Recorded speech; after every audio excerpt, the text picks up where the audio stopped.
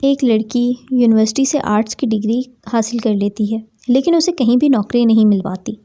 5 سال کی بے روزگاری کے بعد چڑیا گھر کے مینیجر نے اس کی کہانی سنی اور اسے شیرنی کا کردار ادا کرنے کی پیشکش کی، کیونکہ ان کی شیرنی مر چکی تھی اور چڑیا گھر میں تنہا ببر شیر زندہ رہ رہا تھا، جس کی وجہ سے ہر دن آنے والوں کی تعداد کم ہو رہی تھی۔ لڑکی یہ آفر قبول کر لیتی ہے اور خود سے کہتی ہے اس کام میں کوئی حرج نہیں، پیسہ اہم ہے۔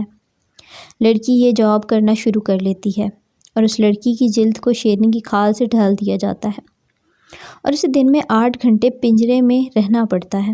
دن اسی طرح گزرتے رہتے ہیں، لوگ آتے ہیں اور پنجرے کے اندر شیرنی کو دیکھ کر لطف اندوز ہوتے رہے۔